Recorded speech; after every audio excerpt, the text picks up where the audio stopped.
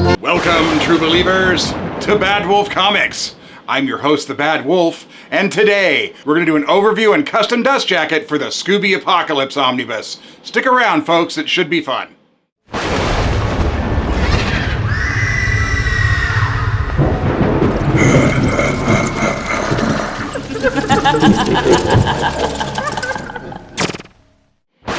Welcome back, true believers, to another Bad Wolf Comics overview and custom dust jacket episode.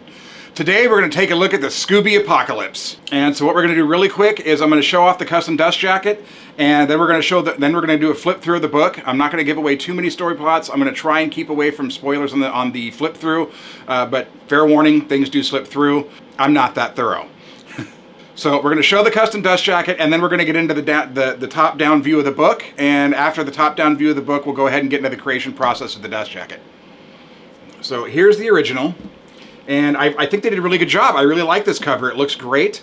I don't really have a problem with this. The black, I just kind of wanted to change. I don't have a real huge issue with this, but I wanted to do something different with it. I didn't know what, but I knew something had to be done. So I got together with Roy, and we came up with some great solution.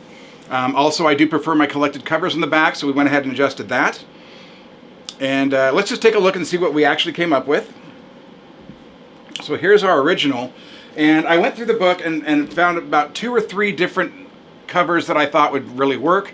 And we really narrowed it down to this one. And Roy and I think we really kind of knocked it out of the park with this one. So I really like this cover. I think it was the best of all the covers that I saw when I was going through it. And it really just popped out to me. I like a group shot. I didn't want something with just 1 or 2 characters. I wanted them all in it. So we went ahead and went with this. And we even got the bleeding logo. Originally we had it red. I just didn't like the way it stood out on the spine. And the spine we fixed here. We matched the logo colors on the front. And we put the original cover up here. And we got that bleeding logo down here. And when it was red on the spine, I just didn't care for it. I said, Roy, I just don't like it. I don't know why. I like the logo, but the color it kind of offsets the whole dust jacket, the red there. And so Roy came up with the idea. He goes, well, how about the zombie blood? The zombie blood in the book is all green. Why don't we do it green? And he showed it to me. I was like, you know what? That's perfect. It matches the theme. It goes to the book. And I really like what he did with it. And then on the back here, we got all the collected covers in the back here, just like I like. But for this one, this is the first and so far only book where I have my Halloween logo on the back of the book. At the time when I was printing up dust jackets, I wish I had thought of that for my Deceased book, but the Deceased book has the original logo. But going forward for Halloween scary books, I'm definitely going to do that with that. Other than that, we did do some changes with the flaps here.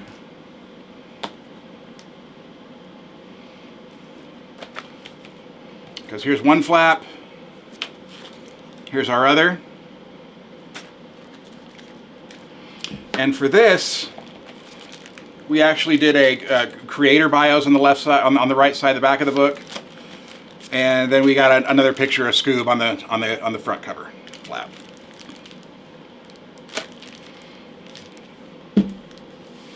All right, from here, what we're going to do is I'm going to do a top-down view of the book. We're going to do a flip through so you can kind of see what the art's like and see what the general story is. And after that, we will do a brief time-lapse of the creation process of the printing, trimming, and all that. And then we'll get our final shot. Don't go away, folks. All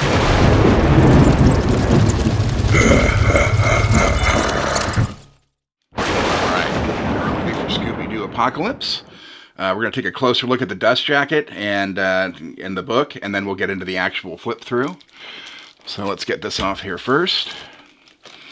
Here's our original cover. Looks like something out of a Queen cover. Scooby Apoccalypse. And here's our back. Great pictures, no complaints. I do prefer the collected covers in the back. Here's our flaps. That's a good one, actually. Zoinks! It's the apocalypse!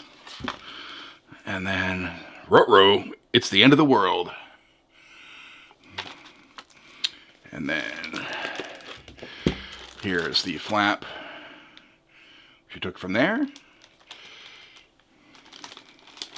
And I thought this is just a better shot. And Roy really did a great job on that logo there. Love it. We use the original cover pick for the spine. And then we got our collected covers. My Bad Wolf Comics Halloween logo. And the other spine has creator bio. That's it for that. Let's get the normal dust jacket off so we can take a look. All right, and here's the actual cover of the book. Another great shot. I was trying when picking the custom dust jacket cover to not do anything that was already on the book, because I like picking stuff that's different. Because this was one of the covers I was thinking about, and then I was like, no, it's on the back. Looks much like the regular dust jacket. Let's just get it over here. So there's your end of your book. And we'll set it down here. Here's your end pages. And we're going to go into the flip through. As usual, I'm not going to get too much into the story. I want you to read it. It really is a good book. This is a complete reimagining of Scooby-Doo. And in this, it has an origin story where none of them really... They don't all know each other just yet. Velma is working for a secret lab that's trying to develop things that will make the world better. And they were trying to manipulate DNA to filter out the aggression in humans, to try and stop wars and whatnot. That didn't actually go as planned. There was a nefarious corporation behind it all. And it basically turned everyone into monsters instead of, saving everyone. So Velma was working for this underground facility, science place that was trying to, make the world better. Instead, they had other nefarious plans. So in this lab, one of the many projects that they worked on was creating smart dogs, which is how Scooby came to be. It's actually a reason of why he can talk and not just, he's just a talking dog. He's cybernetically enhanced, as well as Scrappy-Doo is also cybernetically enhanced. They all are. They're all here.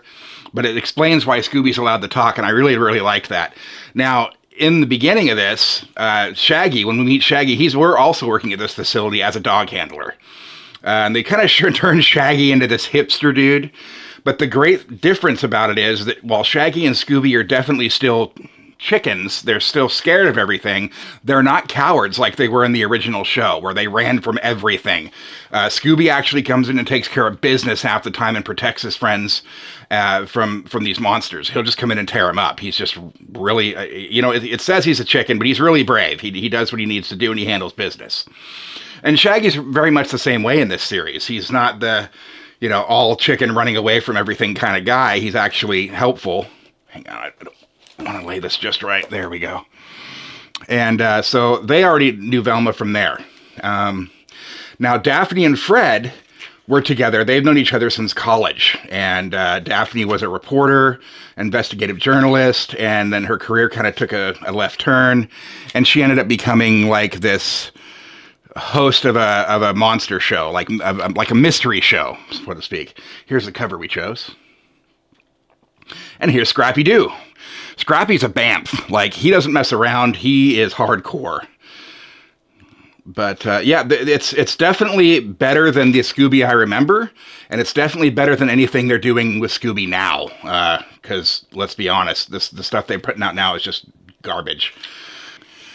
And for the most part, it's just a great action series. Like, I started reading this, and I just couldn't put it down. And it did take me about a week to read, because I just didn't have all the time in the world to read it. But it definitely held my attention. The only real complaints I have about that is that there's a couple of stories in here that aren't part of the Scooby story, and I read them because I thought they were. We'll come along to that. This is actually a dream sequence that Velma's having. And we'll come across these ever so often. In fact, I'm sure I'll come up with one here shortly. But it's kind of a 007 story. But the lead is a squirrel. And I don't know. It was okay. It wasn't bad per se. It just wasn't for me. And when I came across these, it was really more of a deterrence. Like, I'm reading along in the story. It's really good. I'm having a really good time. And then all of a sudden, out of nowhere, they just start hitting us with these other stories. Now, it was probably a good bit through this omnibus before that starts, But yeah, for the most part, the story was really good. It really held my attention. It really moved along at a brisk pace. The character development was pretty decent. You know, coming out of their shell and becoming a family, and more like instead of strangers, they become more like this. Well, more like a family. And here's the squirrel stuff. Secret squirrel. Now, some of you may like this, and that's great. It's just not for me. And what they will do is they'll do like 4 to 6 pages of that, and then we'll come right back to Scooby. But in the middle of this, when I'm reading it and I'm getting into all the action and it bookends, and all of a sudden, oh look, it's the squirrel again. I didn't care about this story. It wasn't something that I would have bought if it wasn't in this book. I just feel like if they were going to add this stuff in the book, they really should have like put it all at the end of the book. So it's not like taking away from you know what's actually going on in the story, because it really was. I was really immersed in the story and having a good time with it, and then all of a sudden, bam, back to the squirrel, and it really takes you out of the immersion of the story, and it kept bothering me because it kept popping up, and it was more of an annoyance by the time it was done. And here's another one, see? And I just didn't care for that. Other than that, it wasn't too bad. Even after the squirrel story was done, they had another one at the back that did the same thing. It just kind of interfered. It didn't really have anything to do with the main story that was going on here.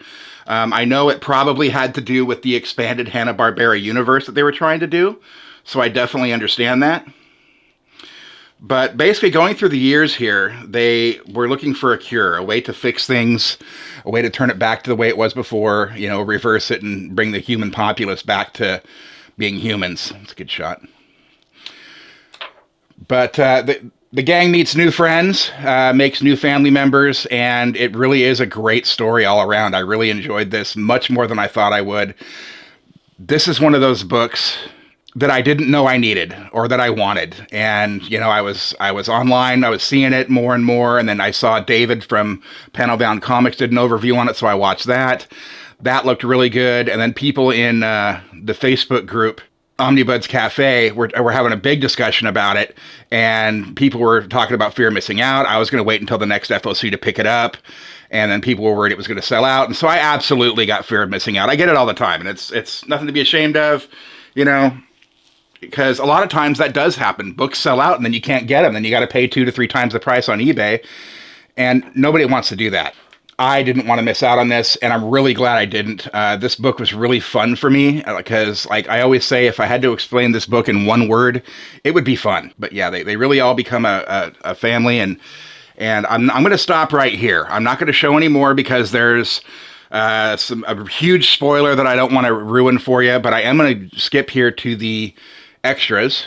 Yeah, here's the other story, the Adam Ant timeline. When this one was just, I mean, because people had said Batman and the Justice League, they all show up in the book, but they don't. They're not really part of the main story book. They're part of this excerpt, Adam Ant, and which I get it. It was comedy. That was fine. But again, I would still rather they don't put it in the actual Scooby. I'd rather that all be in the back. All right, let's get to the back. All right, and here we're going to get to our bonus material. And this is going to be like our alternate covers and whatnot. This is one of the first places I come to when I'm looking for a new cover for a book, because I always like to check the bonus and the alternate covers, the variants. This one had so many good shots, but I really am a big fan of group shots when it comes to teams and stuff like that, so we went with what we went with. Here's our sketchbook. The Mystery Machine, which is no joke now. It's a 6-wheel ATV. It can go anywhere it wants. Character sketches, character lineups. Yeah, I just wasn't a big fan of the squirrel and the Adam Ants. That's not what I was here for, and I wouldn't have minded so much, like I said, had they just put it in the back here with the rest of this stuff, but when it was intertwined with the story, it really took away from the immersion. But that, folks, is our overview of Scooby Apoccalypse.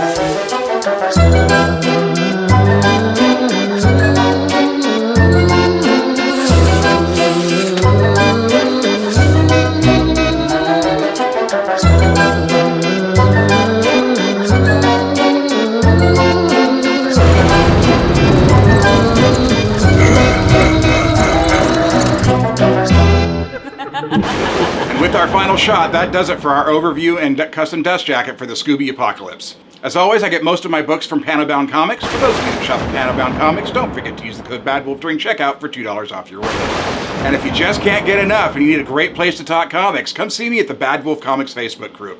I can also be found lurking in the pages of the Omnibuds Cafe. It's a great place to talk to like-minded folks about collected editions. They've got a great buy and sell section where you can find decent prices on books. If you have a question or you want other people's opinions in the group about stuff, there's a great place to talk about that too. It's a great bunch of folks. Check them out. You won't be sorry. Stick around, true believers. Badwolf Comics has more in store for the month of October. Coming up next week on Halloween, we're going to finally do our deceased overview comparison and custom dust jacket. Until then, I'm the Bad Wolf. This is Badwolf Comics. Thanks for watching. We'll see you in the next one.